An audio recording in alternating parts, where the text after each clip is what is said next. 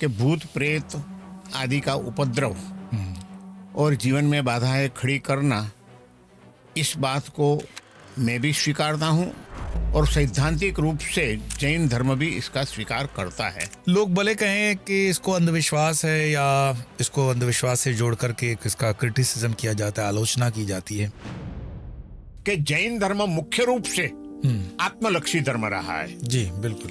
त्याग, तपश्चर्या, वैराग्य और इन सब के द्वारा आत्मशुद्धि और आत्म जागृति, स्वस्वरूप की अनुभूति प्राप्त करना, अपने आप को जानना, उसके ऊपर सबसे ज्यादा महत्व दिया गया है।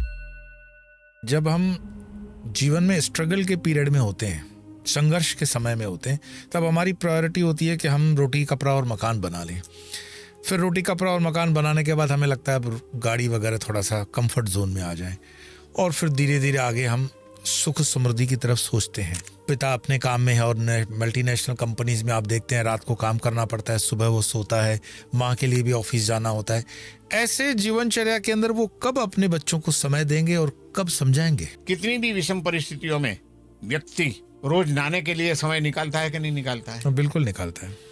रोज खाने के लिए समय निकालता है कि नहीं निकालता है? निकालता है। रोज सोने के लिए समय निकालता है कि नहीं निकालता है? इसका महत्व हमारी समझ में आ गया है। इतना ही महत्व यदि इसका भी समझ में आ जाए कि यदि बच्चों को सही संस्कार नहीं देंगे तो कल उनकी जिंदगी भी सुखमय नहीं होगी और हमारी जिंदगी भी सुखमय नहीं होगी। इसलिए इन सब के बीच में भी थोड़ा समय देना चाहिए।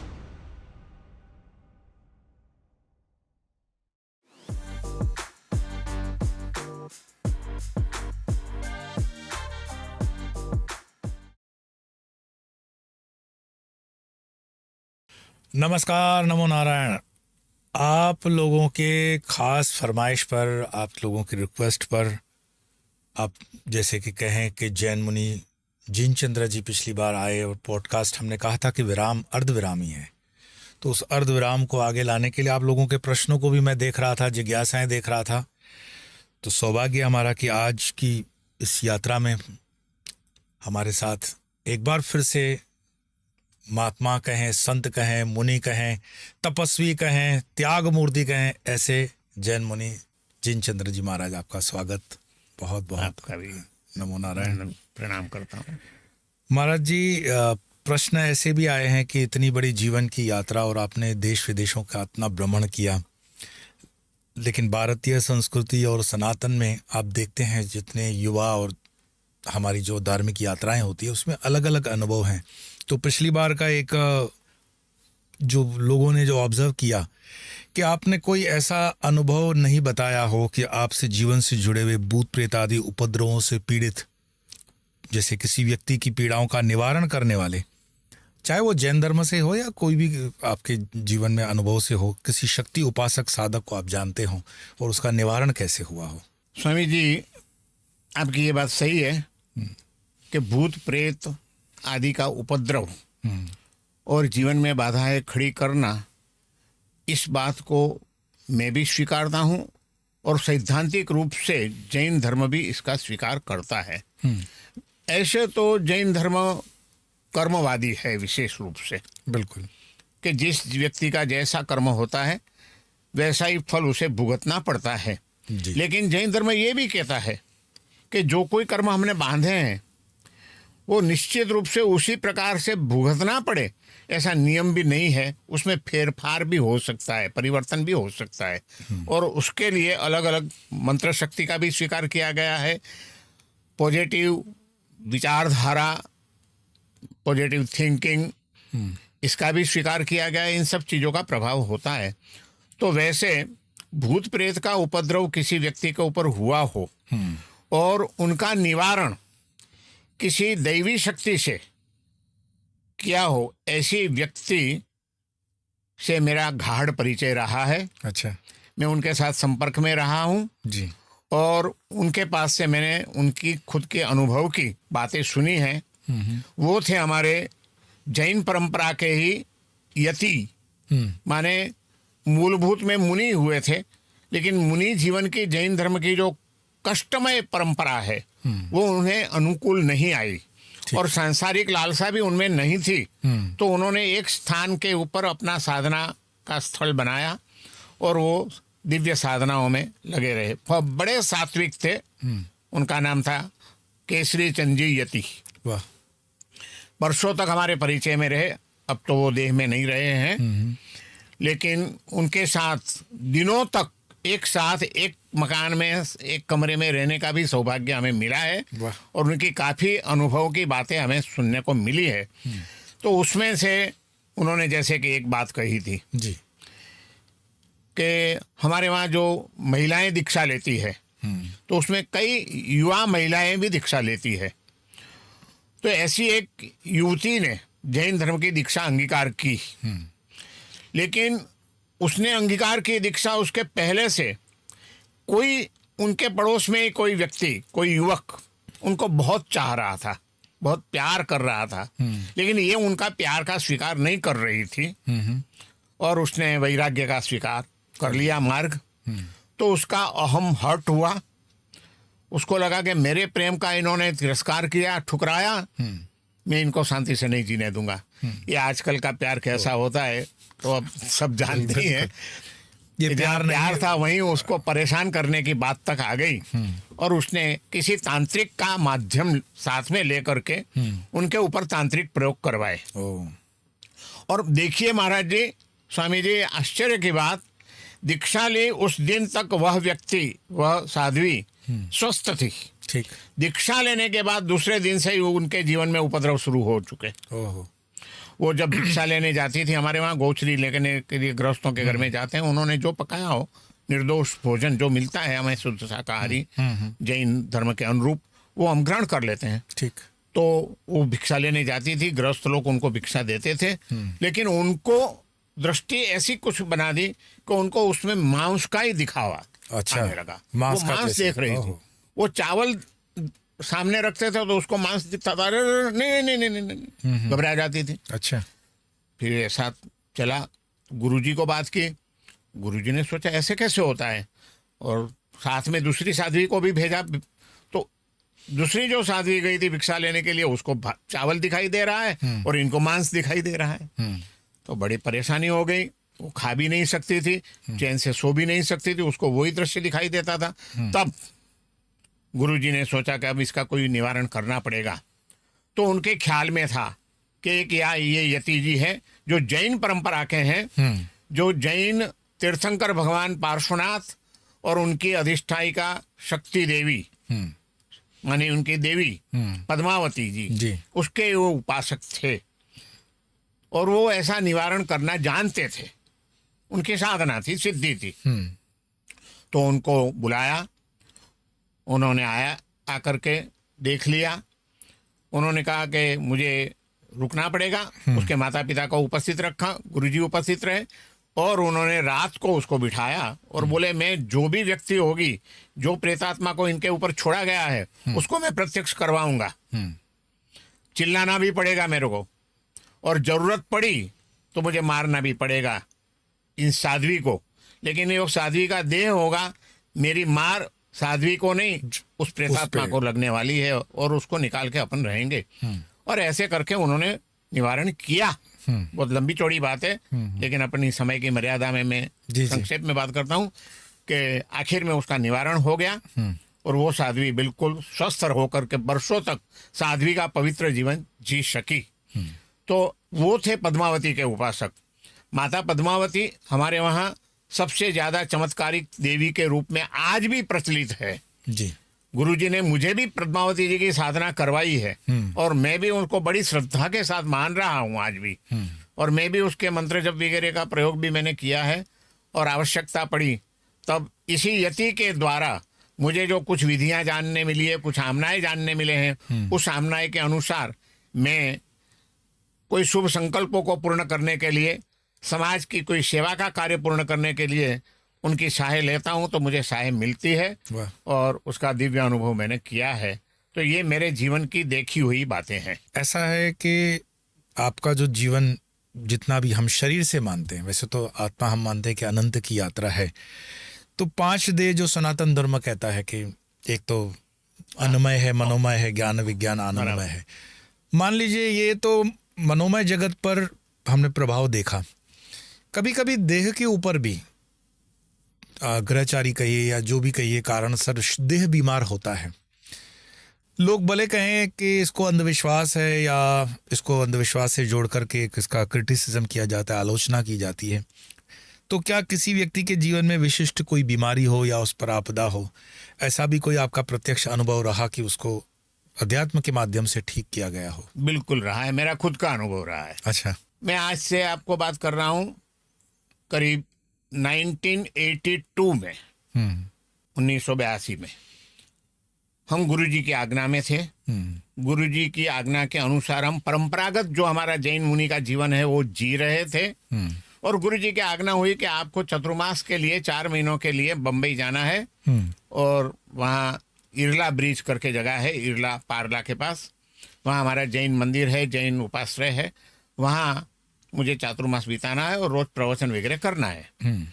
गुरुजी ने आज्ञा दी। हम लोग 3 भाई थे, हम बंधु त्रिपुटी जो कहलाते हैं, हम तीनों सगे भाई हैं, तीनों ने दीक्षा ली हुई है बचपनों में।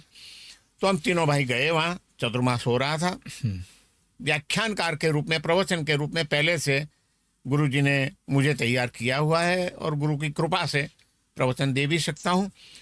तो रोज मेरे प्रवचन होने लगे। उस समय हम परंपरागत जैन मुनि थे, तो आज भी कई जैन मुनि जो चुस्त हैं वो माइक वगैरह का यूज नहीं करते हैं जी। तो मैं भी माइक यूज नहीं करता था क्योंकि गुरुजी नहीं मानते थे।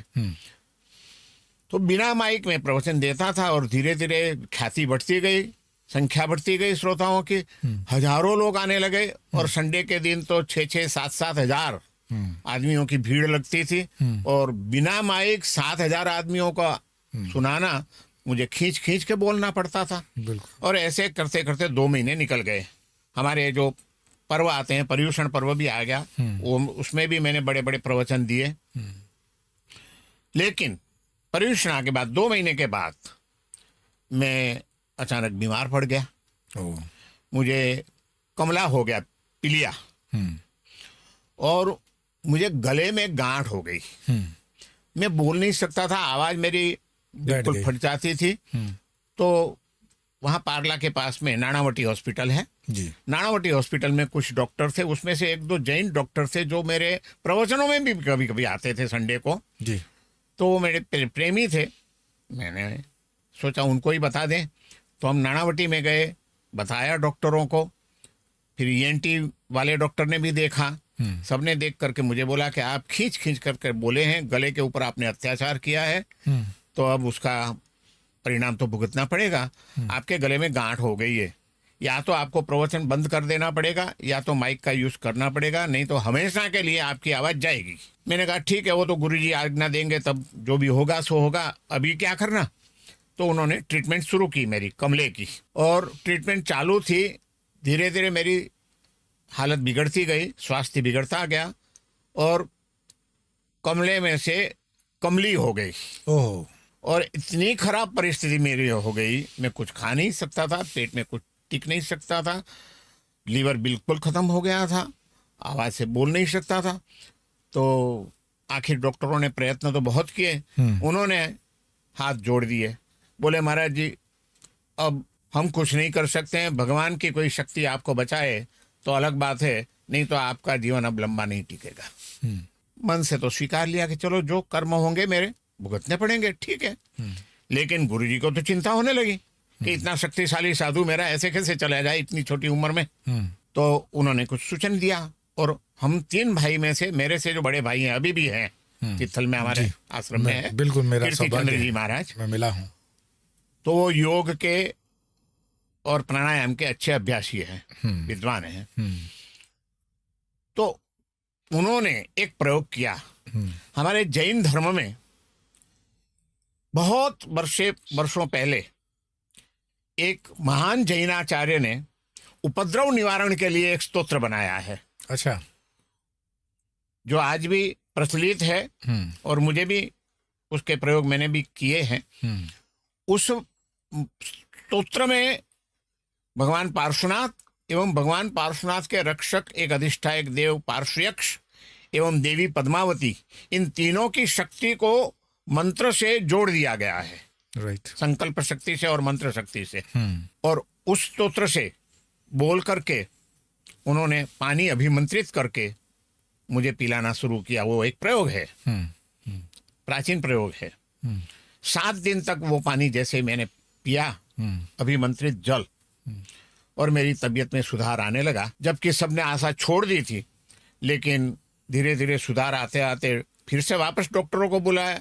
डॉक्टरों ने देखा, बोले बहुत सुधार है, आपने कौन सी दवाई ली? हमने बोला कोई दवाई नहीं ली, हमने तो भगवान की शरणागति स्वीकारी है, भगवान पार्श्वनाथ के चरणों में हमने जीवन समर्पित कर दिया, जो होगा सो स्वीकार कर लिया मन से। बोले ये तो बड़ी अच्छी बात है, हमको भी कुछ सीखने मिलेगा। और स्वामी जी, लंबा तो क्या कहूँ, लेकिन वो 1982 और अभी 2025 चल रहा है, मैं अभी भी जिंदा हूँ।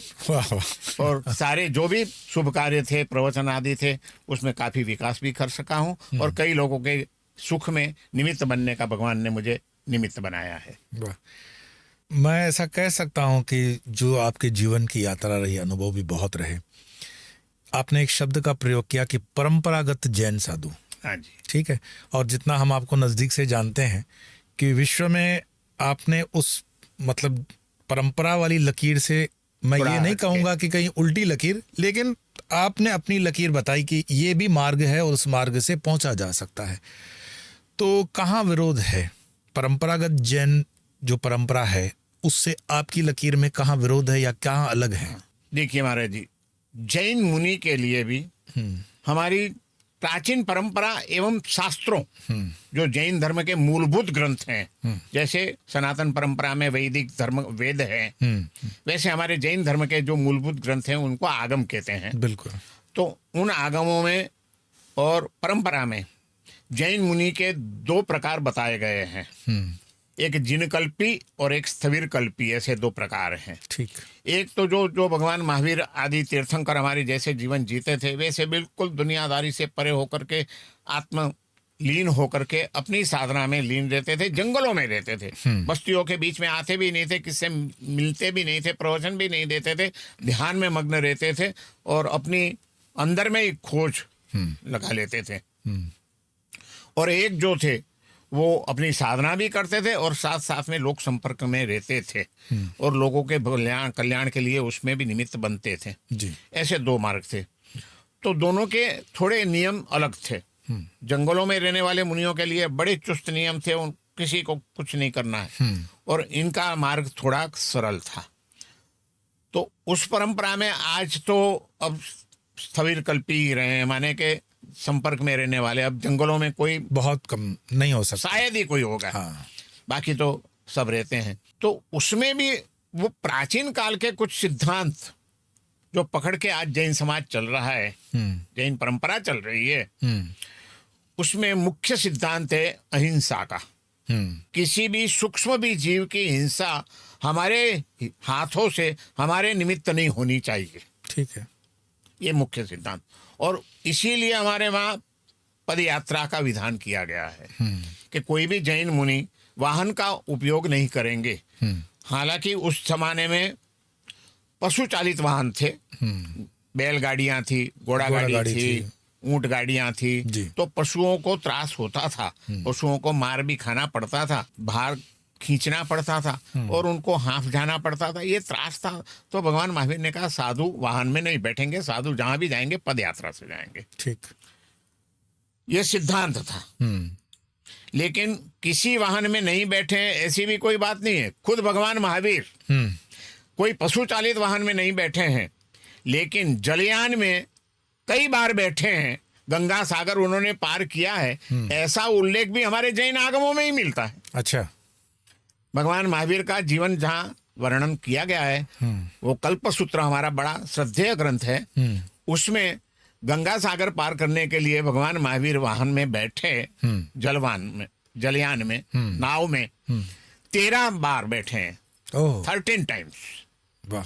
तो ये भी एक विचारणीय प्रश्न था। तो हमारा क्या हुआ कि जब हम माइक यूज करने लगे, वो अहिंसा का ही प्रश्न सब जगह आया कि भाई माइक में भी वायु के जो जीव हैं, वायु का के उनकी भी हिंसा होती है, तो माइक यूज नहीं करना चाहिए। ऐसे सब सिद्धांत आ गए। लेकिन हम थोड़े स्वतंत्र विचारक थे और दोनों पक्ष मूलभूत परंपरा और वर्तमान काल की आवश्यकता दोनों को सोचने लगे। और तब ये भी लगा कि भाई मूल परंपरा में जो मुख्य सिद्धांत है वो त्रिकालाबाधित सत्य है, उसमें कोई फेरफार नहीं हो सकता है। लेकिन जो सामाजिक परिस्थितियां हैं उसमें द्रव्य क्षेत्र काल भाव के हिसाब से जो परिवर्तन करना चाहिए वो करने की बात अलग है। तो जैन शास्त्रों में दोनों बात बताई है। एक सिद्धांत, एक शब्द दिया है जो त्रिकालाबाधित सत्य होते हैं, जैसे ब्रह्मचर्य है, अपरिग्रह है, अचौर्य है, सत्य है। ये त्रिकालाबाधित सत्य है, इसमें कोई फेरफार नहीं कर सकता है। ठीक, उसमें कोई छूटछाट की बात नहीं है। लेकिन जो जीवन पद्धति है, बाहर के जो नीति नियम है उसमें समय के अनुसार और स्थल के अनुसार परिवर्तन करने किया है प्राचीन काल में भी, और करने की सम्मति भी शास्त्रों में दी गई है। जो शास्त्रों के जानकार हो ऐसे प्रबुद्ध व्यक्तियों को, आचार्यों को द्रव्य क्षेत्र काल भाव को ध्यान में लेकर के समाचारी में परिवर्तन करने का अधिकार दिया गया है। लेकिन ऐसा देखने को मिलता है, मैं बड़े सम्मानपूर्वक कहूँ, कि धर्म के जो, जैसे सनातन धर्म के अंदर हम सन्यासी कहेंगे, साधु कहेंगे, संत कहेंगे, ऐसे हर धर्म के वाहक होते हैं। आगे जो सेंट्स होते हैं वो वाहक होते हैं, उस धर्म का ध्वजा लेकर आगे चलने वाले होते हैं, और उसके पीछे होता है उस धर्म का विशेष समाज। तो दो तरीके हैं, या तो धर्म में आगे चलने वाला जो धर्म का नेता है वो निर्णय लेगा कि क्या सही है, क्या गलत है और क्या फेरफार हो सकता है, या किसी अलग इसमें कहे धारा में समाज निर्णय करता है। क्या मैं ये मान सकता हूँ कि जैन समाज जो होता है वो जैन संतों से ज़्यादा डोमिनेटिंग है, या वो ज़्यादा दिशा तय करता है समाज? आपकी बात बिल्कुल सही है कि या तो जो हमारे आचार्य, हमारे वहाँ आचार्य कहते हैं, साधु, उपाध्याय, आचार्य, तो आचार्यों को ये सत्ता दी गई है कि वो समय के अनुसार परिवर्तन कर सकते हैं समाचारी में, बाह्य नीति नियमों में जी। और फिर समाज उसको स्वीकारता है, स्वीकारना चाहिए, समाज के लिए वो स्वीकार्य होते हैं आचार्य जी। लेकिन आज परिस्थिति ये है, विषम परिस्थिति है कि आज कोई भी संप्रदाय में कोई भी संत समाज एकत्रित नहीं है, छिन्न भिन्न है। जैसे जैन परंपरा में भी स्थानकवासी एक अलग संप्रदाय हो गया, मूर्ति पूजकों का एक अलग संप्रदाय हो गया, दिगंबरों का एक अलग संप्रदाय हो गया, वस्त्रधारियों का एक अलग संप्रदाय हो गया। तो सब संप्रदाय भिन्न भिन्न हो गए, वो तो ठीक है, लेकिन एक संप्रदाय में भी पेटा संप्रदाय इतने हो गए हैं, फिर उसके भी तो और कोई एक नेता नहीं रहा है। राइट, जिसको कहते हैं कि संघ शक्ति, एक संघ में एक आचार्य हो, एक प्रबुद्ध संत हो जिसका सब लोग मान ले, ऐसे कोई एक नेतृत्व नहीं रहा है। तो फिर समाज के ऊपर जिम्मेदारी आती है। तो दूसरा दुर्भाग्य ये हुआ है कि समाज में भी आज प्रभावशाली ऐसा कोई नेतृत्व नहीं है कि जिसकी बात पूरा जैन समाज स्वीकार ले या तो पूरा हिंदू समाज स्वीकार ले। तो प्रत्येक संप्रदायों में ये नेतृत्व का, सबल नेतृत्व का, विचारशील, प्रतिभाशाली और सात्विक जीवन जीने वाले ऐसे संत, ऐसे गृहस्थ का कोई नेतृत्व एक नहीं रहा है, इसलिए कोई एक सामूहिक रूप से परिवर्तन नहीं आ सकता है। मैं जिस विषय की तरफ अभी जाना चाहूँगा, मैं बहुत सम्मानपूर्वक कहूँगा तरुण सागर जी महाराज। हाँ जी। अब तो शरीर में नहीं है, और अगर शरीर में होते तो हम लगभग एक ही उम्र के थे। उनके कड़वे प्रवचन विश्वविख्यात हैं। जहाँ तक मेरी जानकारी है कि तरुण सागर जी को जॉन्ड्रिस की बीमारी हुई थी, पीलिया। बिल्कुल। और मैं किसी जैन मुनि से ही बात कर रहा हूँ, ये मैं मतलब ऑफ द रिकॉर्ड उनका नाम इसलिए नहीं लेना चाहूंगा कि संतों को कोई तकलीफ ना हो। बराबर। तो मैंने उन संत से जिज्ञासा की बड़ी विनम्रता से कि तरुण सागर जी की अभी बहुत आवश्यकता थी, समाज को बहुत अच्छा कर रहे थे, और कोई बहुत बड़ी बीमारी नहीं थी ये। उनको पीलिया था, जॉन्ड्रिस था, तो दवाई से ये ठीक हो सकता था। लेकिन जहां तक मेरी जानकारी में बताया गया कि उन्होंने दवा लेने से मना कर दिया था, कि जो भी अभी है सहज से उन्होंने मृत्यु को स्वीकार कर लिया कि अब मैं उस पद पे जा रहा हूँ। मैं व्यक्तिगत अपने उसमें टिप्पणी करने की हैसियत नहीं रखता हूँ, क्योंकि आप धर्म से हैं और जानते हैं। तो क्या आप इसमें मानते हैं कि समाज का दबाव उतना बड़ा होगा कि उनको रोकना पड़ा दवाई? अब मैं आपको दोनों बात बताता हूँ।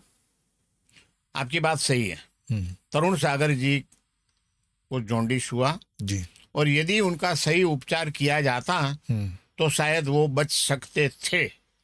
नहीं, रामदेव महाराज जी भी पहुंचे थे उनको देखने के मुझे लिए। मालूम है, हाँ। वही मैं मानता हूँ, मैं भी जानता हूँ जी।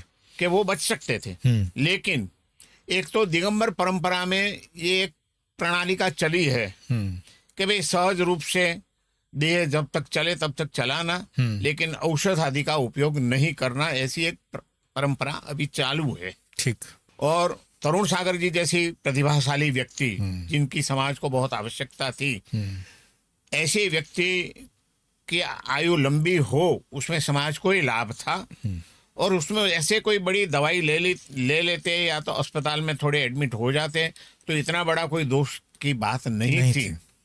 और मैं जानता हूं तब तक, क्या सुना है मैंने भी, तब तक वो अंदर से ये बात स्वीकारते थे। हाँ बिल्कुल। लेकिन सामाजिक प्रभाव इतना रहा कि उनको नहीं अस्पताल में नहीं जाने का, अब शांति से पड़े रहो, बस अपना कर्म का उदय है उसको भुगत रहो, समाधि में रहो, भगवान का नाम लो। तो उनको उपचार नहीं कराना, ऐसा समाज का दबाव रहा।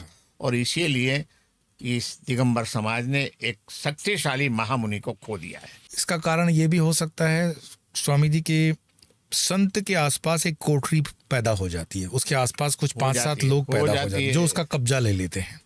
ये सभी गादीपतों को भी हम देखते हैं, वो हाईजेक कर लेते हैं।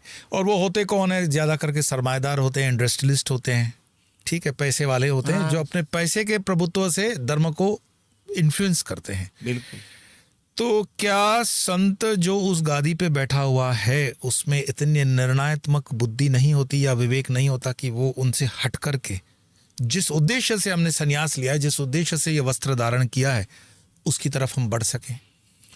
होना चाहिए, होना चाहिए। लेकिन वर्तमान में परिस्थिति यही है कि हिंदू समाज हो या जैन समाज हो, कोई भी संप्रदाय हो, लेकिन संतों में वो सत्व न रहा है ऐसे कह सके, या तो वो निर्णयात्मक बुद्धि नहीं रही है कि वो आखिर में ग्रस्त, और उसमें भी जो संपन्न ग्रस्त हैं, जो उनके पीछे उनके समाज के कार्यों के लिए भी पैसा खर्च करते हैं, उनके दबाव में आ जाते हैं और अपना खुद का स्वतंत्र निर्णय नहीं ले सकते हैं। ये समाज की एक बड़ी कमनसीबी है। और यदि दो काम नहीं होंगे तो कोई बात नहीं, हमें किसी से दबाने की जरूरत नहीं है। हम जो सही है वही बोलेंगे, वही करेंगे।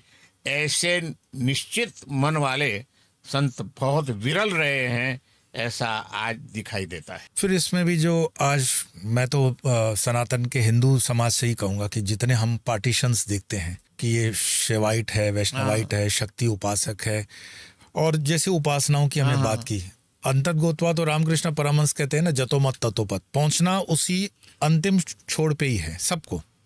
इससे कोई फर्क नहीं पड़ता आप कौन से मार्ग से चलते हो, आपका गंतव्य स्थान एक ही है। तो जैसे अपने परेशानियों से, गृहस्थी वगैरह जो भी होते हैं, वो निकलने के लिए जैसे हिंदू धर्म में हनुमान चालीसा है, भैरव की उपासना है। मैं हमेशा कहता हूँ कि 5 उग्र साधनाएं कर लीजिए, ये 1000 दिन चैलेंजिंग है। आप कहते हैं बिल्कुल। तो मान लीजिए कि कोई जैन धर्म के अंदर अनुयायी है, हमसे ये प्रश्न आता है कि हम जैन अनुयायी हैं, तो आपके पास तो ठीक है, आप गणपति कर लिया, भैरव जी साधना कर ली, शक्ति साधना हो गई, दुर्गा हो गई, 10 महाविद्या हो गई। जैन धर्म के अंदर उसकी समांतर साधना कौन सी है? जैन धर्म के अंदर भी प्राचीन काल से ऐसी साधनाएं बताई गई है। भगवान महावीर के निर्वाण के बाद, करीब 150 साल के बाद, जैन परंपरा में एक बहुत बड़े ज्ञानी संत हुए, योगी थे।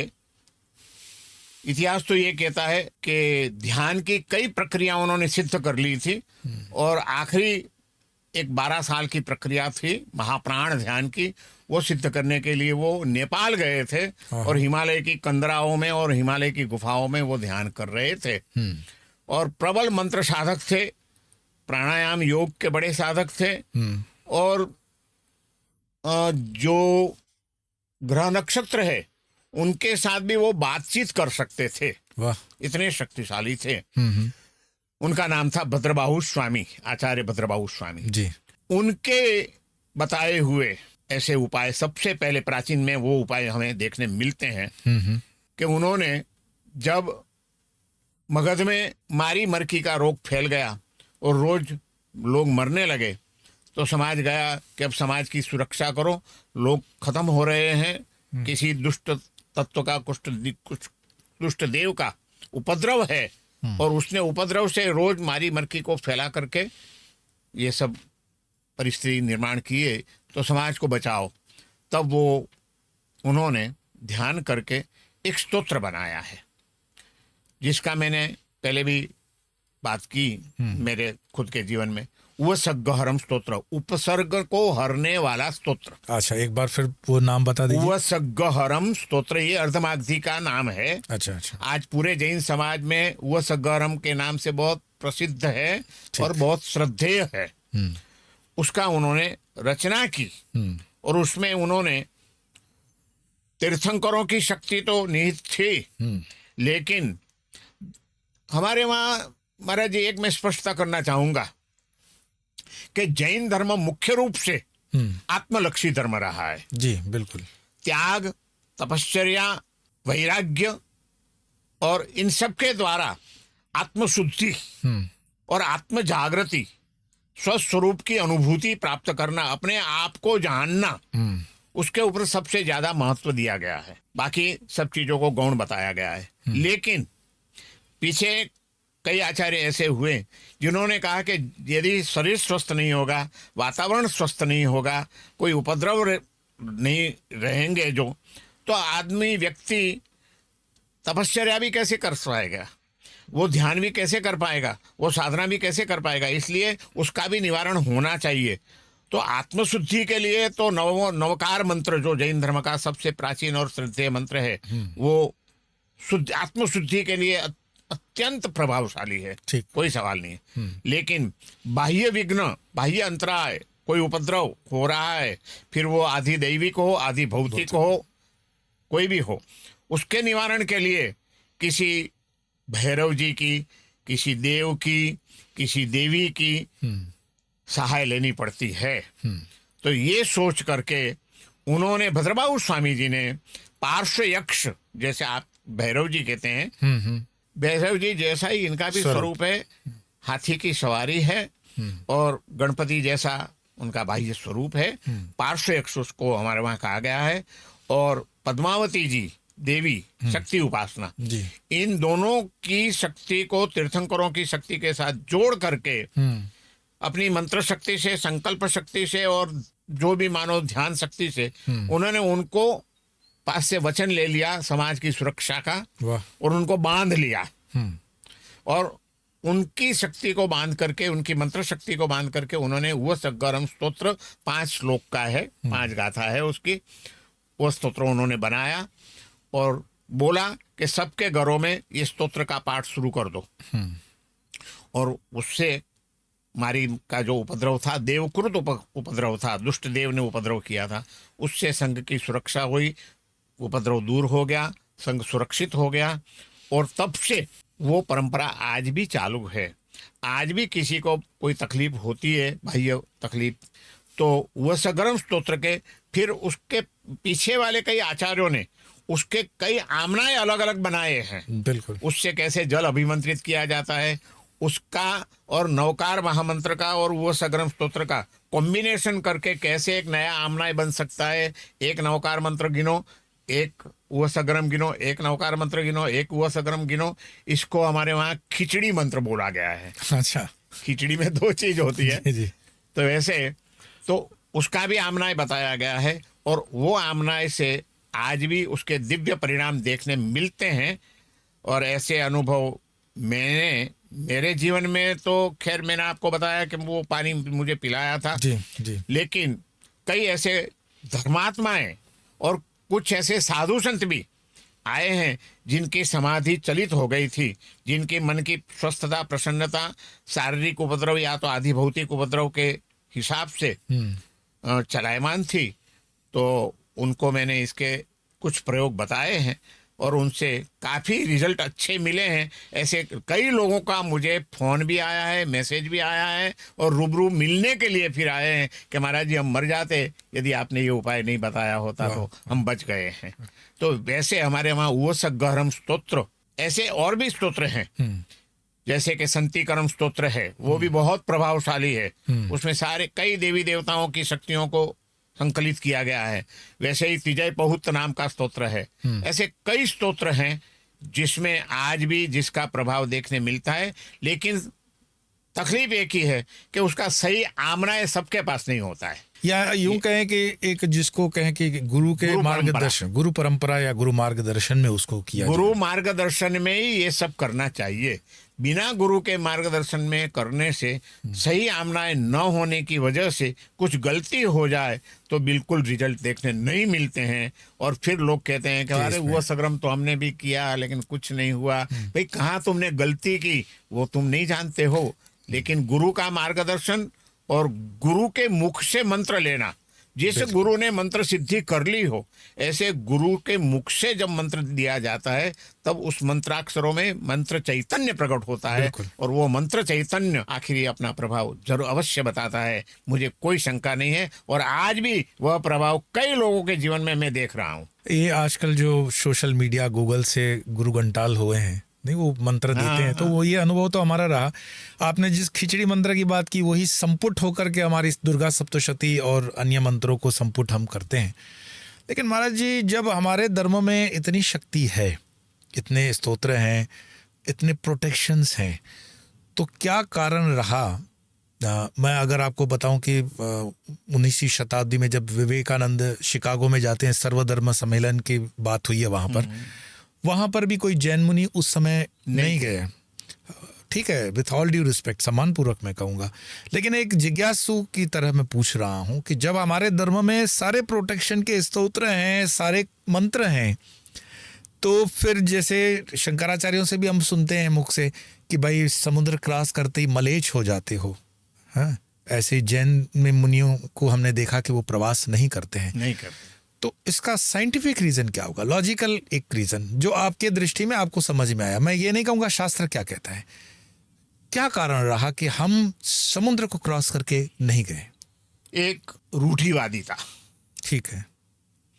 दूसरा, सबसे अलग पढ़ने की हिम्मत नहीं होती है सब में, ठीक, नैतिक हिम्मत का अभाव।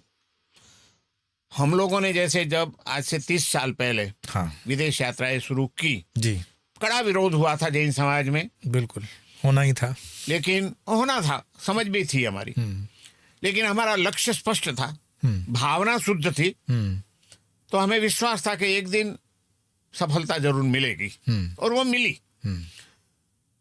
कुछ पेपर वाले हमारे इंटरव्यू लेने भी आए थे, दैनिक पत्र वाले भी, बंबई के, गुजरात के, उन्होंने भी हमें कहा था कि इतना विरोध है, शायद आप समाज से बहिष्कृत हो जाओगे और आपके कपड़े भी उतार लिए जाएंगे, ऐसे ऐसे कई धमकियां हमें मिली थी। तब हमने कहा था कि हमें कुछ भी जवाब नहीं देना है, हमें इस विषय में कुछ कहना नहीं है, हम कुछ बोलना नहीं चाहते हैं, एक दिन हमारा काम बोलेगा। बिल्कुल। और वही हुआ। पहली यात्रा में ही हम लोग साढ़े चार महीना अमेरिका में रहे। अमेरिका के 24 राज्यों में और 44 शहरों में मेरे प्रवचन के आयोजन हुआ था। बड़े भाई साहब के योग के क्लासेस आयोजन हुए थे, और इतना सुंदर कार्य हुआ। और कई जैन या हिंदू परंपरा के लोग जो संतों के संपर्क के अभाव से गलत रास्ते पे भटक गए थे, नॉनवेज आदि भी खाने लगे थे, उन सबको उस रास्ते से वापस लाने में हमें सफलता मिली। और उनका परिणाम, उन सब बातों का प्रचार इंडिया में भी हुआ। कई माँ बापों को जानने मिला कि हमारा बच्चा तो सब बिगड़ गया था, लेकिन महाराज जी गए, उनके संपर्क से, उनके समझावट से, उनके प्रयत्न से, उनके प्रवचन से वो अभी बदल गया है, और वो तो अभी शुद्ध मार्ग पर आ गया है। तो वही जो विरोध करने वाले लोग थे उन्होंने हमारा स्वीकार भी कर लिया। लेकिन उस समय भी हमारे कुछ मुनि थे, मित्र मुनि, जो कहते थे कि आपकी बात सही है, लेकिन आपके जितनी नैतिक हिम्मत हमारे में नहीं है, इसलिए हम वैचारिक रूप से आपके साथ हैं, लेकिन बाह्य रूप से हम आपको समर्थन नहीं दे करेंगे। बिल्कुल तो समाज के ये साथ। नैतिक अभाव, नैतिकता का और दीर्घदृष्टि का भी अभाव, ये कई कारण ऐसे हैं जिससे कि ये जैन समाज आज भी इसको स्वीकार जिस रूप से करना चाहिए उस रूप से नहीं कर रहा है। और यदि करा जाए, किया जाए स्वीकार इस बात का, तो मैं जानता हूं कि कई लोगों को आज भी सही मार्ग पे लाने का बहुत बड़ा श्रेय मिल सकता है। हमें कुछ श्रेय मिला ही है, लेकिन स्वामी विवेकानंद गए थे तब उनका भी विरोध हुआ था। बिल्कुल बिल्कुल। महात्मा गांधी जी जब समुद्र पार गए थे तब उनका भी विरोध हुआ था। तो हमारा होना स्वाभाविक था, लेकिन वास्तव में आज ये परिवर्तन आवश्यक है। लेकिन मैं ये भी कहूँगा कि सबके लिए जरूरी नहीं है। हाँ, ये तो ठीक है, सबके लिए जब जरूरी तक नहीं है। व्यक्ति की परिपक्वता न हो, जब तक व्यक्ति का वैराग्य निष्ठा न हो, जब तक उसकी दूरंदेशिता और सम्यक साधना न हो, जी। अपनी भूमिका न हो, और यदि ये छूट लेने गए तो पतन भी निश्चित है। हाँ, वो भी मैं मानता हूँ। स्लिपरी मार्ग है। आपने बहुत अच्छी बात कही कि विदेश का जो आपका अनुभव है, अपना खान पान देश के अंदर जो हम करते हैं, और आपने बताया कि 4-1 महीने का वो टूर रहा, तो बहुत तकलीफ आई होगी खान पान के अंदर, ऐसा कोई विशेष? हाँ, नहीं, आपकी बात सही है, हमें ऐसी कोई तकलीफ नहीं हुई। इसकी वजह ये थी कि वहाँ भी हजारों की संख्या में जैन समाज बसा हुआ था। बिल्कुल। जिसमें पुराने यहाँ से गए लोग, यहाँ के संस्कारों के साथ जी रहे लोग थे, और वहाँ के जैन संगठनों ने, जैन समाज ने, जैन संघों ने हमें आमंत्रित किया था। उनके आमंत्रण से हम गए थे। और वहाँ के जैन समाज के जो जैन संघ है, ऐसे सब संघों का एक महासंघ है जिसको जैना के नाम से आज जाना जाता है, federation of Jain association north America. अच्छा। उन्होंने हमारा प्रवास का आयोजन किया था पूरे 24 राज्यों में, और वहाँ के उनके कार्यकर्ता हमारे साथ रहे थे। तो जो शुद्ध जैन भोजन करने वाले जो परिवार थे, उन्हीं के परिवारों में हमारी रोज की भोजन की व्यवस्था होती थी, और सारी व्यवस्था संभाल ली थी उन्होंने, ताकि उसलिए हमें कोई ऐसी तकलीफ नहीं हुई है। मैं इसलिए ये प्रश्न आपसे पूछ रहा हूँ कि मेरा तो मिलना करना होता है साधु संतों से, हजारों से हमारा परिचय होता है, और जैन दर्शन के अंदर भी बहुत ज्ञानवान हैं। है बिल्कुल, ऐसी आबाएं हैं, और साथ साथ में माताओं के अंदर भी हम देखते हैं कि वो स्त्री तत्व में भी वो हैं। लेकिन वो रूढ़िवादिता, जैसे आपने कहा, या हमारा खुद का डर या नैरो माइंडेडनेस की वजह से हम रुके हुए हैं। इसमें डर बहुत काम करता है कि समाज से हम बहिष्कृत हो जाएंगे, समाज हमको फेंक देगा, तो वो हम कहाँ जाएंगे। उस डर से बाहर निकलने का आपने क्या फॉर्मूला अपनाया? गुरु के आशीर्वाद और गुरु के द्वारा बताई हुई वर्षों तक जो हमने साधना की, जिसमें शास्त्रों का अध्ययन भी था जी, और साथ साथ में मंत्र साधनाएं भी थी। हमारा ये सद्भाग्य रहा कि हमें जो गुरु मिले थे, प्रेम सुरेश्वर जी महाराज, आज तो उनको स्वर्गवास को भी, उनको दिवंगत होने के भी 57 वर्ष हो गए, लेकिन हमारी दीक्षा उनके हाथ से हुई। दीक्षा के बाद 15 साल तक नियमित रूप से, 15 साल कंटिन्यू हम उनके सानिध्य में रहे। उनकी सेवा का लाभ मिला, उनके शिक्षा का लाभ मिला, और उन्होंने कृपा करके जो जो साधनाएं करवाई, बचपन से कई साधनाएं मेरे पास उन्होंने करवाई है। तपश्चर्या के साथ साधना करवाई है, मौन के साथ साधनाएं करवाई है, और उसका आमनाएं भी उन्होंने कुछ बताए हैं। उस आमनाएं के अनुसार साधना की, तो उससे आप जिसको को या तो कोई एक पुण्य ऐसा इकट्ठा हुआ, और कुछ ऐसी अंदर की शक्ति भी प्रकट हुई कि जिसके द्वारा हम सफल गए। लेकिन उसका मैं आज भी पूरा श्रेय यदि किसी को देता हूँ तो एक गुरुदेव की कृपा को देता हूँ, और उनकी संकल्प शक्ति को मैं देता हूँ, क्योंकि उन्होंने मुझे 11 साल की उम्र में जब विधिवत सरस्वती मंत्र की साधना करवाई थी, जो अगली पॉडकास्ट में मैंने आपको बात कही थी, मधुमक्खियां वाली, जी।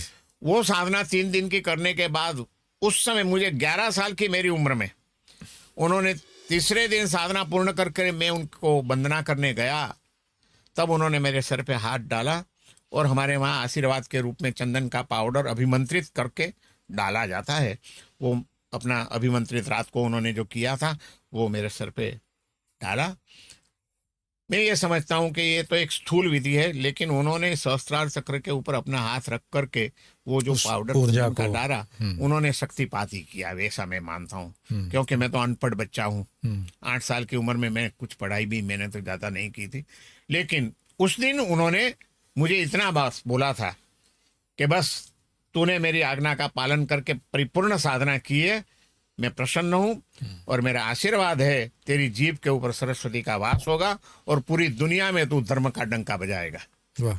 ये उनकी वचन सिद्धि काम कर गई है, ऐसा मैं आज भी मानता हूँ। मेरी इसमें कोई विशेषता नहीं है, मैं मात्र एक माध्यम बना हूँ, उनकी शक्ति काम कर गई। ये विनम्रता खैर संत के भीतर तो देखने को ही मिलती है कि हम अपना पूरा जो श्रेय होता है अपने गुरुजनों को ही देते हैं, और देते भी रहना चाहिए। पर कोई विशेष कारण रहा होगा, जितना हमारा परिचय और मैं आपको बहुत वर्षों से जानता हूँ, कि ये श्रोताजन जो देख रहे हैं उनके लिए कि एक पूरा परिवार कैसे संकल्पित होकर के त्याग के मार्ग पर चलता है, ऐसा क्या विशेष कारण बना, या क्या परिस्थिति बनी, या क्या प्रारब्ध आप सोचते हो कि आप सारे भाई एक साथ? इसमें दो बातें, एक पूर्व जन्म की कोई अधूरी साधना जिसको योग भ्रष्ट आत्मा कहते हैं, बिल्कुल, गीता में भी ये आता है। बराबर है जी। तो मैं ये जानता हूँ कि हमारी कोई पूर्व जन्म की अधूरी साधना थी, कहीं हम भटक गए होंगे, योग भ्रष्ट हो गए होंगे, वो अधूरी साधना पूर्ण करने का समय आ गया और उन्होंने ऐसे परिवार में हमें जन्म दे दिया जी। जहाँ हमारे माता पिता भी बहुत धर्मिष्ठ थे, पहले से बहुत ही धर्मिष्ठ थे, और उन्होंने बचपन से ही ऐसे संस्कार दिए, मंदिरों में ले जाना, संतों के पास ले जाना, यात्राएं करवाना, नीति नियम में रखना, ये सब संस्कार माता पिता ने हमें बचपन से दिया। और फिर योग्य सदगुरु मिल गए हमें, और जब गुरुदेव के चरणों में गए, हमारे सबसे बड़े भाई साहब, उन्होंने हमारे से पहले 1.5 साल पहले दीक्षा ली जी। उसके बाद स्वाभाविक है, परिवार में से किसी ने दीक्षा ली है तो आना जाना बढ़ जाएगा। उनके पहले भी हमारे चाचा जी ने लिया, हमारा संयुक्त परिवार था। अच्छा। हमारे पिताजी ने पिताजी के छोटे भाई ने पहले संन्यास लिया था, वो तो ग्रेजुएट थे, डॉक्टर बनने वाले थे, इंटर साइंस में थे, लेकिन फिर साधु बन गए, तो आना जाना ज्यादा रहा। एक बार गए थे गुरुजी के पास वंदना करने के लिए, तब मैं था सिर्फ 6 साल का, मेरे बड़े भाई साहब थे 8 साल के, हमारी बहन थी वो 12 साल की थी, तो हम सब पूरे परिवार को लेकर के गए थे गुरुजी के पास। तो गुरुजी ने हमारे पिताजी का गृहस्थ बने में, गणपत भाई नाम था उनका, तो उनका हाथ पकड़ा, उनकी स्टाइल थी गुरुजी की, और बोले गणपत भाई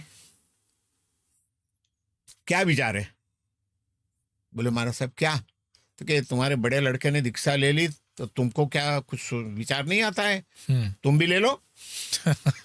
अरे बोले गुरुजी आप कैसी बात करते हो, ये सब लंगर देख रहे हो? हाँ, बच्चे हम हैं। 2 भाई थे, मेरी बहन थी, 2 बहनें थी, मेरे से छोटी एक मेरे से बड़ी, सब बोले इन सब की जिम्मेदारी पड़ी है। अरे इसमें क्या है कि आपको तो धर्म का रंग है, बच्चियों को लेकर के उसकी मां निकल जाए, साध्वी बन जाए, लड़कों को लेकर के आप आ जाओ, पूरा परिवार, खेल खत्म। अरे महाराज जी आपको तो बोलना है, लेकिन इन सबकी भी तैयारी होनी चाहिए ना। पता नहीं कैसी वचन सिद्धि थी हमारे गुरुदेव की कि वास्तव में वेकेशन का पीरियड आया, मैं 2nd क्लास में पढ़ता था गुजराती में बम्बई में, तो वेकेशन में सोचा बड़े भाई साहब के वहाँ पिताजी ने भेज दिया कि जाओ पढ़ो, थोड़ा धर्म का अभ्यास करो। तो वहाँ गए और वहाँ रंग लग गया, तो हम तो घर पे आके हमने बोला कि हमको तो दीक्षा लेनी है, हमको तो दीक्षा लेनी है। तो पिताजी ने कहा कि यदि आप लोगों को दीक्षा लेनी है तो मैं तो आपके लिए बैठा हूँ, तो मैं किसके लिए बैठा हूँ। और पता नहीं गुरुजी की वचन सिद्धि 1 साल में ही पूरी हो गई।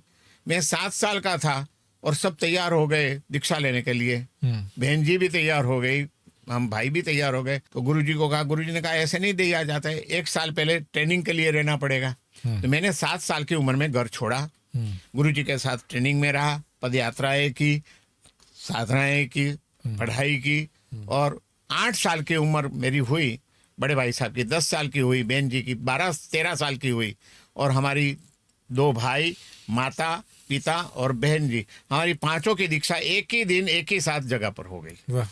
और ऐसे पूरा परिवार निकल गया। लेकिन इसमें भी मैं एक पूर्व जन्म की कोई अधूरी साधना, पुण्य का कुछ उदय और गुरु के आशीर्वाद और गुरु की वचन सिद्धि को ही मैं श्रेय देता हूँ। आपने तो अपने जैसे उस बात को जोड़ दिया, लेकिन आज वर्तमान में हम देखते हैं जो न्यू जनरेशन के बच्चे और न्यू जनरेशन के माता पिता, कहीं कम्युनिकेशन गैप। मेरे पास अक्सर जब कंसल्टेशन में कोई इस तरह की मुद्दा आता है, विशेषकर एनआरआई अफेक्टेड हैं काफ़ी, देश के अंदर भी माहौल अच्छा नहीं है, सोशल मीडिया और न जाने क्या बाकी के सारे दूषण, तो इनको बैलेंस करने के लिए मैं ये तो नहीं कहूँगा कि सब दीक्षा ले लें या सब सन्यासी हो जाएं, ज़रूरी नहीं है, बट एक जिसको कहते हैं ना, मनुष्य जीवन का देह है, उस परफेक्शन को पाने के लिए मनुष्य जीवन मिला है जो रेयर है, मनुष्यत्व मुमुक्षुत्व ये बहुत दुर्लभ है।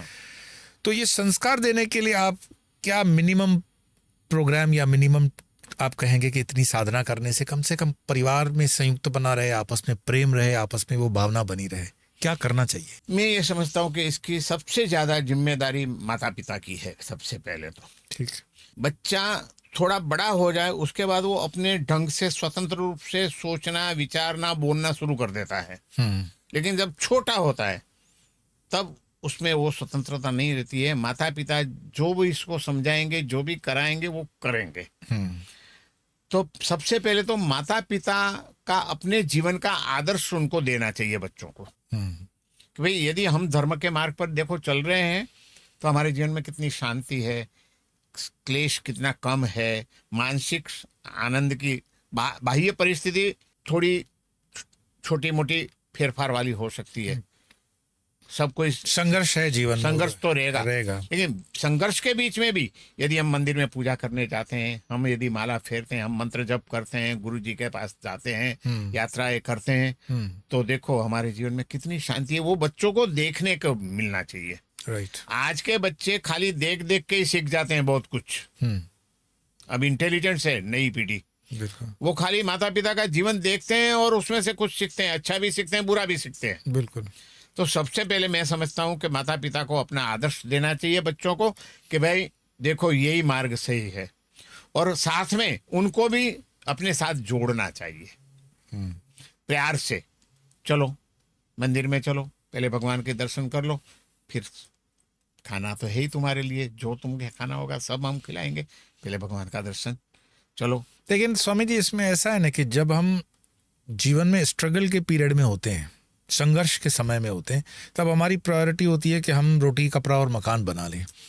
फिर रोटी कपड़ा और मकान बनाने के बाद हमें लगता है अब गाड़ी वगैरह थोड़ा सा कंफर्ट जोन में आ जाए, और फिर धीरे धीरे आगे हम सुख समृद्धि की तरफ सोचते हैं।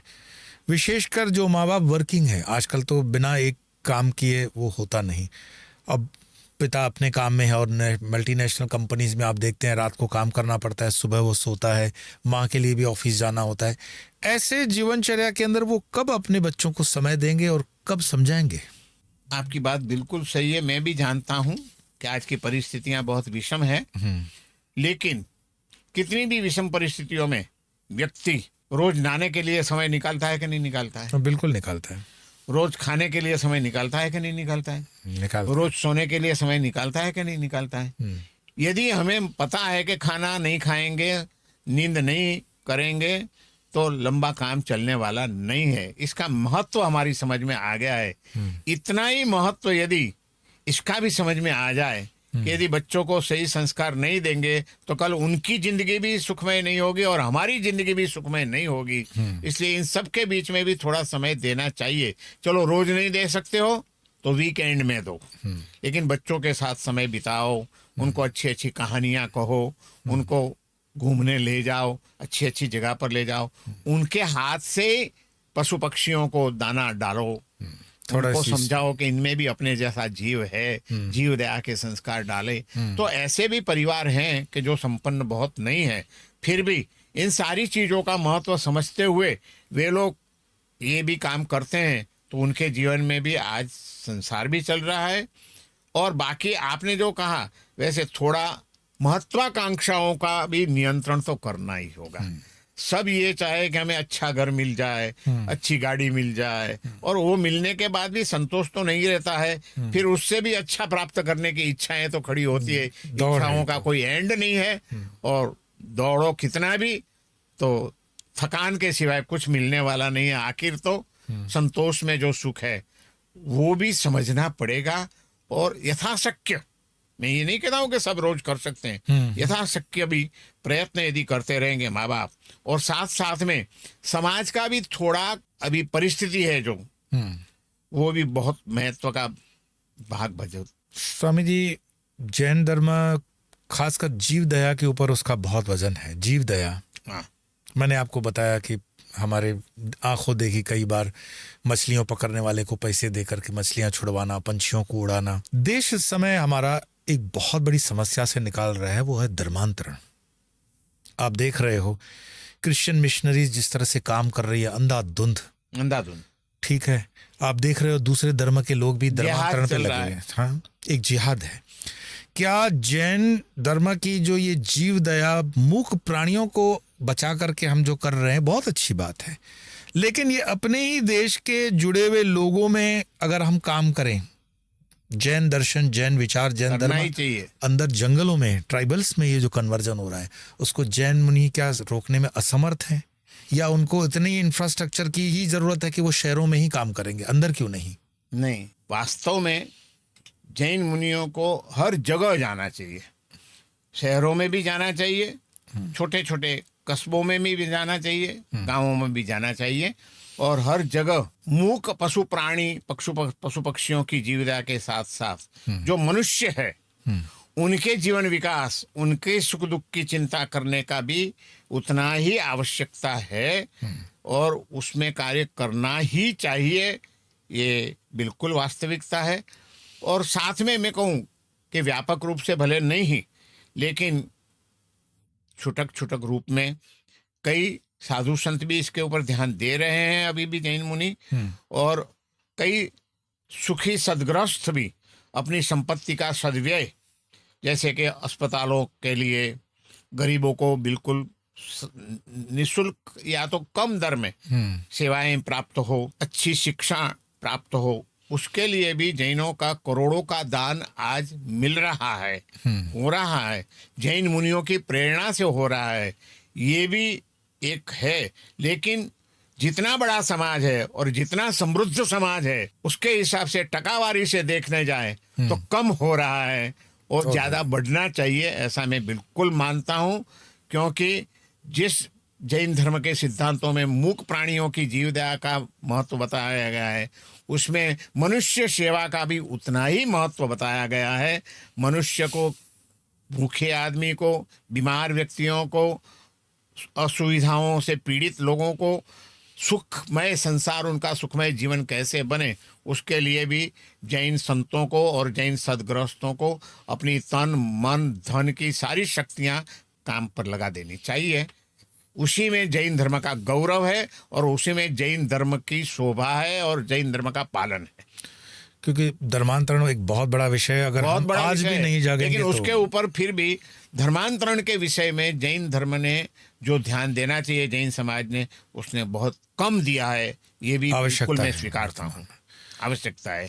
क्योंकि मैं भी कुछ बीच में ऐसा समय आ गया था, तब ये अपना धर्मपुर से आगे हमारे विस्तार में धर्मपुर कपराड़ा है, कपराड़ा से आगे जो विस्तार है, कि जहाँ व्यापक रूप से क्रिश्चियनिटी धर्मांतरण कर रही है, उन लोगों के बीच में जाकर के मैंने प्रवचन भी किए हैं। वहाँ जाकर के उनका शुद्धिकरण के यज्ञ भी हुए हैं, उनके हवन कर करके उनके वापस हिंदू परंपरा में लेने का भी प्रयास हुआ है, और उसमें उपस्थित रहने का मुझे सौभाग्य भी मिला है, और उसके शुभ परिणाम भी मैंने देखे हैं। तो मैं मानता हूँ कि ये बहुत जरूरी है। नहीं तो धीरे धीरे हमारा बाह्य रूप से धर्म बढ़ता जाएगा, और अंदर से हम खोखले बनते जाएंगे। बिल्कुल। वैसे भी किसी भी धर्म का या किसी भी ध्येय का जो अंतिम शिखर है वो कैलाश है। मेरे पास एक ऐसी जिज्ञासा आई कि स्वामी जी से आप ये भी प्रश्न करिएगा कि कैलाश मानसरोवर की यात्रा का जितना महत्व हिंदू के लिए है, उतना महत्व जैन दर्शन या जैन धर्म में क्या है? जैन धर्म में भी कैलाश का महत्व है ही। जैन धर्म के जो 24 तीर्थंकर हुए जी, उसमें सबसे पहले हुए ऋषभदेव जी, और ऋषभदेव भगवान, उन्होंने जिनका वेदों में भी उल्लेख है उल्लेख है। और अवतारों के रूप में, एक अवतार के रूप में उनको स्वीकार भी किया गया है, हिंदू परंपरा ने भी, सनातन परंपरा में भी। जी। तो आदिनाथ भगवान ने अपनी साधना करके अंतिम अवस्था में वो कैलाश गए थे। अच्छा। और उन्होंने अंतिम साधना वहां की है और उनका देह का निर्माण भी कैलाश में हुआ है, जिसको हमारे वहाँ अष्टापद कहते हैं। जी। शब्द फर्क है, लेकिन वही जगह है। और हमारे वहाँ भी ये माना गया है कि वो जो जगह थी वो आज बर्फ के अंदर आच्छादित हो गई है, उनकी निर्वाण भूमि मिल नहीं रही है, लेकिन उसको ढूंढने का प्रयास चल रहा है। हमारे जैन इतिहासकारों का, जैन विद्वानों का, जैन अच्छे कुछ साधु संत भी, उनका एक संगठन हुआ, उनकी एक कमेटी बनाई गई और वो लोग ऐसी शोध के लिए पूरे इतिहासविदों को साथ में लेकर के, फोटोग्राफरों को साथ में लेकर के, विद्वानों को साथ में लेकर के ही कैलाश के आसपास के प्रदेशों में दिनों तक छोटे छोटे गांवों में जा करके वहाँ से लोगों को मिल करके, वहाँ की लाइब्रेरियाँ देख करके संशोधन में भी लगे। लेकिन अभी तक उसका परफेक्ट पता कोई मिला नहीं है। लेकिन बड़ी श्रद्धा के साथ आज भी हमारे सैकड़ों जैन लोग हर साल कैलाश जाते हैं और वहाँ जाकर के आदिनाथ भगवान की स्तुति है। हमारे वहाँ जो एक स्तोत्र है उस स्तोत्र में की जाती है, उसका वहाँ पाठ करते हैं। वहाँ अपना जो मानसरोवर है उसके जल से भगवान आदिनाथ की मूर्ति ले जा करके वहाँ उससे अभिषेक भी करते हैं, पूजन भी करते हैं और बड़े श्रद्धा के साथ मानसरोवर का जल लेके आते हैं। क्या बात है। जिस आदिनाथ भगवान की मैंने अभी बात की जी। वो आदिनाथ भगवान का एक बहुत ही श्रद्धेय स्तोत्र है, जो आज भी हजारों जैनी लोग, चाहे वो स्थानकवासी हो, चाहे वो दिगंबर हो, चाहे वो श्वेतांबर मूर्ति पूजक हो, सभी संप्रदायों में मान्य है। ऐसा आदिनाथ भगवान का 44 श्लोकों का एक स्तोत्र है। अच्छा। जिसमें मंत्र शक्ति, यंत्र शक्ति और तंत्र शक्ति तीनों का सम्मिलन किया गया है। ऐसा एक स्तोत्र आज भी प्रचलित है और उसमें जीवन की सारी समस्याओं का समाधान मिल जाता है। और बड़ी श्रद्धा के साथ आज हजारों जैन उसका पाठ करते हैं, लेकिन वो खाली श्लोकों का पाठ करते हैं और वो श्लोक हैं आदिनाथ भगवान की स्तुति के रूप में बनाए गए। उस स्तोत्र का विशेष कोई नाम? हाँ, उस स्तोत्र का नाम है भक्तामर स्तोत्र, भक्त को अमर बनाने वाला स्तोत्र। अच्छा अच्छा। भक्त को अमर बनाने वाला स्तोत्र भक्तामर। उसके पीछे एक छोटी सी कहानी है। जब राजा भोज का राज्य चल रहा था उस समय एक हमारे जैनाचार्य हुए बहुत बड़े, जिनका नाम था मानतुंग सूरी। ये सदियों पुरानी बात है जी। तो राजा के ऊपर, भोज के ऊपर भी उनका काफी प्रभाव था, उनकी विद्वत्ता का, उनकी साधना का, उनकी दिव्यता का। तो कुछ अन्य धर्मी जो लोग थे, जो जैन धर्म के विद्वेषी भी थे थोड़े, क्योंकि ये तो प्राचीन काल में चलता ही आया है। शैव धर्म, बौद्ध धर्म, जैन धर्म, इन सब के विवाद और चर्चाएं और वाद विवाद बहुत कुछ हुए। इतिहास तो आप मेरे से ज्यादा जानते हैं। उन्होंने कुछ राजा को चढ़ाया कि तुम गलत इनके प्रभाव में आ गए हो, ये तो सब ऐसे है वैसे है, कोई चमत्कार नहीं है, तो खाली आपको प्रभावित करने के लिए सब नाटक कर रहे हैं, ऐसा हो तो कुछ चमत्कार करके बताए। तब भोज राजा भी आ गए उनकी विचारधारा में और उन्होंने बुलाया, बोले आपकी बातें तो बड़ी बड़ी हैं, लेकिन आपके धर्म में कितना तत्व है? आपके तीर्थंकरों की आप बात करते हैं, वो तीर्थंकरों में कितना प्रभाव है? उसका कोई चमत्कार मुझे आप दिखा सकते हो तो मैं देखना चाहता हूँ। तो बोलिए जो करना हो करो। तो राजा भोज ने उनको एक कमरे में बिठाया और उनके पूरे शरीर के ऊपर लोहे की जंजीरों से उनको बांध दिया। 44 जंजीरें थी, यहाँ डाली, यहाँ डाली, यहाँ डाली, यहाँ डाली, चारों बार और से लोहे की जंजीरों से उनको बांध दिया गया। और बोले अब इस कमरे को हम बंद कर देते हैं, आप खोल के बाहर आओ। बाहर से, अंदर से खुला है, बाहर से भी हम खुला रखेंगे लेकिन दरवाजा बंद कर देते हैं, आप खोल के बाहर आओ। उन्होंने सोचा एक धर्म के गौरव का सवाल है। तब उन्होंने भगवान आदिनाथ का स्मरण किया। बोले ये तो बड़े योगी पुरुष थे। एक मान्यता ये भी है कि जो शिव जी थे वही आदिनाथ भगवान भी, उस आदिनाथ जैसे आदि योगी बताते आदि योगी है, बस ये भी हमारे आदि पुरुष थे। बिल्कुल। तो उन्होंने आदिनाथ भगवान का स्मरण किया और कबीर थे अंतःस्फुरण से भक्ति के एक एक स्तोत्र निकलते गए। और ऐसे इतने बड़े साधक थे कि उनकी एक एक गाथा में एक एक मंत्र शक्ति छुपी हुई थी। तो ऐसे 44 श्लोक जब पूरे हुए तो एक एक गाथा जैसे बोलते गए, एक एक बेड़ी टूटती गई, एक एक बेड़ी टूटती गई, एक एक बेड़ी टूटती गई, और 44 बेड़ियां टूट गई लोहे की। और आचार्य श्री चलते हुए बाहर आए। तब राजा बड़ा प्रभावित हो गया। और फिर राजा ने कहा कि इसका क्या प्रभाव है? बोले इसका मेरा प्रभाव नहीं है, ये भगवान आदिनाथ का प्रभाव है। और भगवान आदिनाथ के जो समर्पित हमारे सम्यक दृष्टि जो देव देवी हैं, ऐसे चक्रेश्वरी देवी का ये प्रभाव है। आदिनाथ भगवान की देवी, उनकी शासन की अधिष्ठायिका देवी, जैसे बुद्धों में तारा है, वैसे आदिनाथ भगवान में हमारे वहाँ चक्रेश्वरी का भी बहुत महत्व है।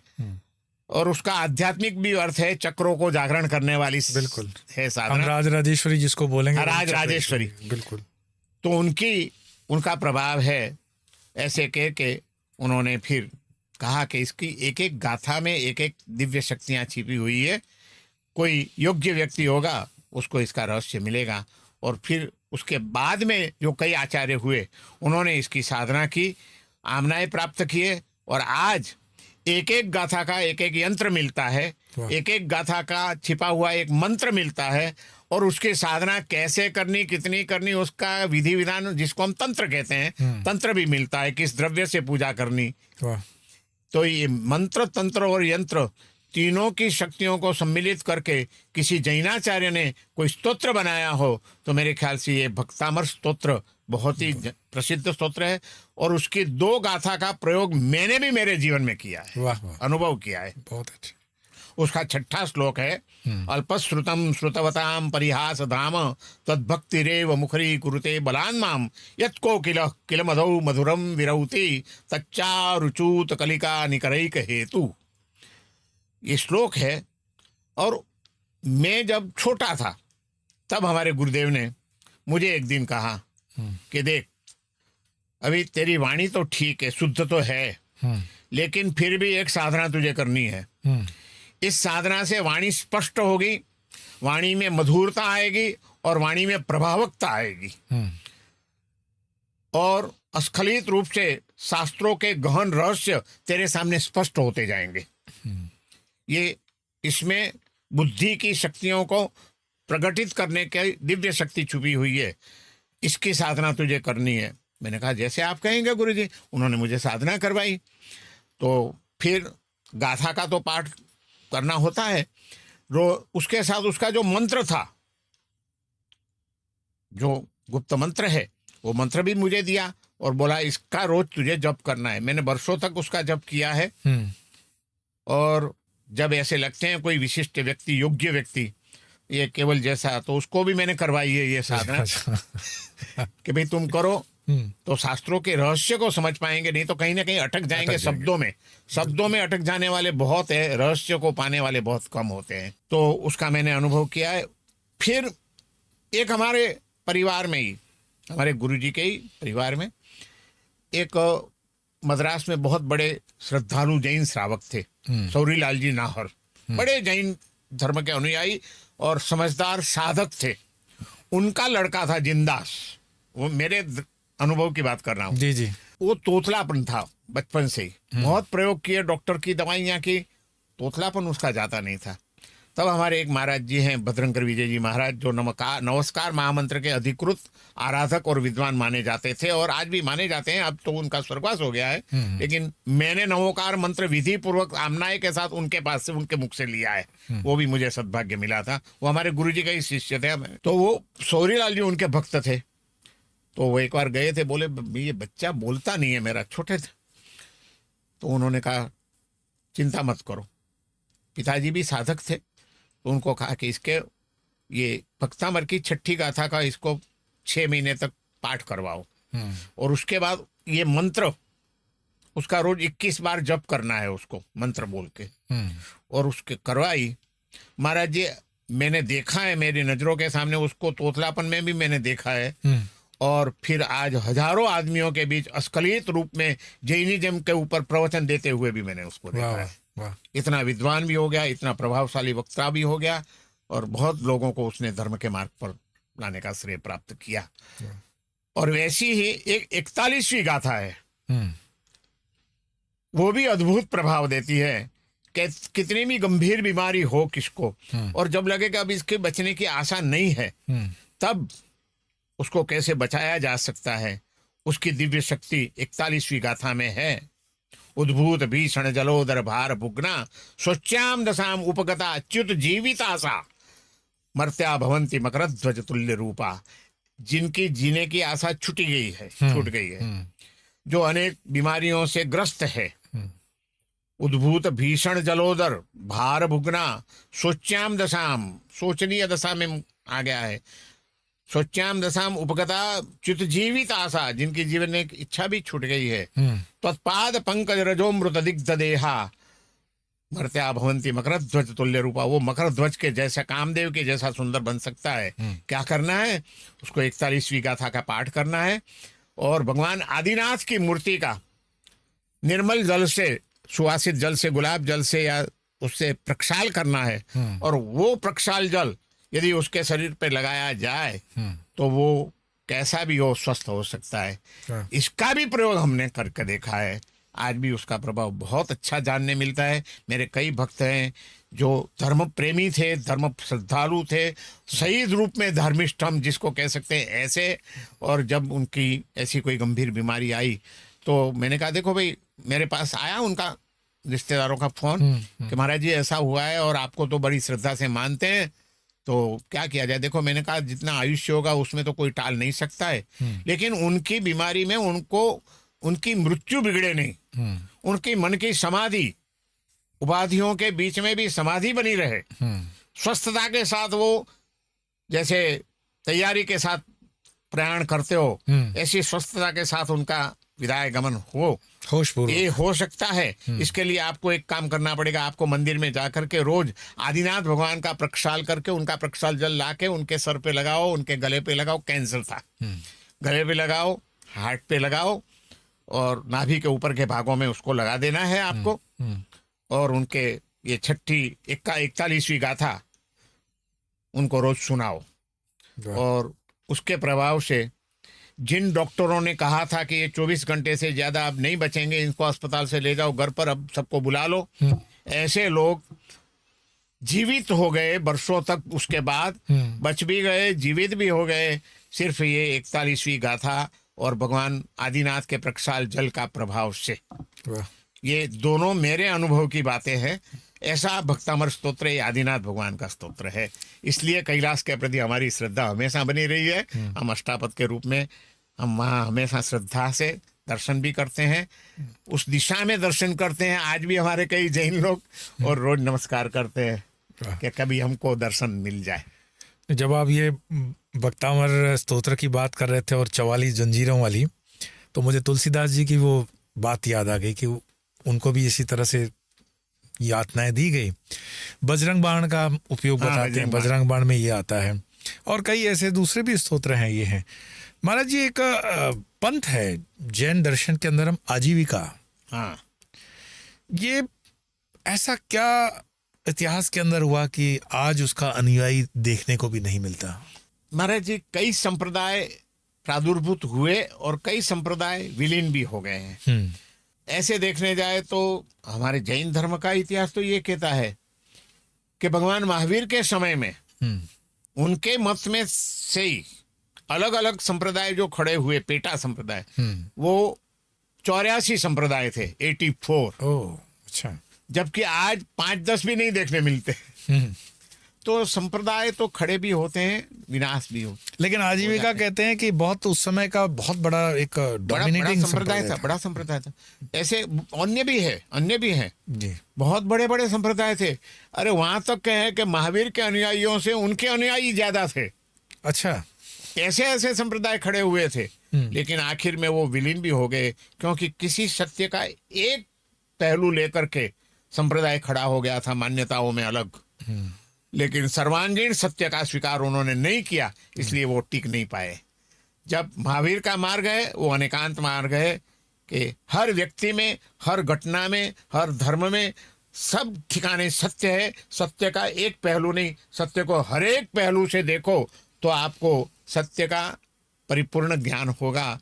आप जो देख रहे हैं वो सत्य का एक पहलू है, लेकिन इस पहलू के पीछे भी दूसरा पहलू है। उसकी उपेक्षा आपको नहीं करनी चाहिए, उसको भूलना नहीं चाहिए। आपको मैं पूछूंगा कि मेरा हाथ कैसा है, तो आप कहेंगे सफ़ेद है, गुलाबी है, लेकिन मैं थोड़ा सांवड़ा हूँ और मैं ऐसे हाथ कर दूंगा। मैं आपको पूछूंगा कैसा है, तो आप कहेंगे आप श्यामल हैं। तो ये पहलू से आपका दर्शन अलग होता है, ये पहलू से आपका दर्शन अलग होता है। भगवान महावीर कहते हैं आप जो सोचते हैं वो एक पहलू है, लेकिन उसका दूसरा भी पहलू हो सकता है। तो अनेक कोणों से किसी भी सत्य को सोचना, समझना, बोलना, उसी का नाम है अनेकांतवाद, और उसी में सत्य है। सत्य एक पहलू में नहीं है, सत्य सर्वांगीण सत्य में, सत्य का स्वीकार करने में है। और मेरे ख्याल से वही सर्वांगीण जो सत्य है वही अपना सर्वांगीण विकास है। सर्वांगीण विकास है, उसी मनुष्य में को जिसमें पहुंचना है वो सर्वांगीण विकास करके सर्वांगीण ही विकास के लिए वही जरूरी है। और वही समाज का भी और वो विकास जब आ जाता है तब सांप्रदायिकता स्वयं छूट जाती है। आज हमारे मन में ऐसी कोई सांप्रदायिक रही नहीं है, सांप्रदायिक आग्रह भी नहीं रहे। जहाँ भी सत्य हो वहां से हम स्वीकार करने के लिए हमेशा खुले रहे हैं और रहते हैं, और उसका हमें लाभ ही हुआ है। बिल्कुल। और हमारा भी सौभाग्य है कि उस सत्य की झलक हमारे हिस्से भी पड़ती है और सुनने वालों को भी पड़ती है। महाराज जी, ये जो सर्वांगीण विकास की आपने बताई, मैं मुझे लगता है कि हर धर्म का मूल संदेश तो यही है, लेकिन उसके जो संदेश वाहक होते हैं वो कहीं पे भ्रष्ट होते हैं तो समाज को भ्रष्ट करते हैं।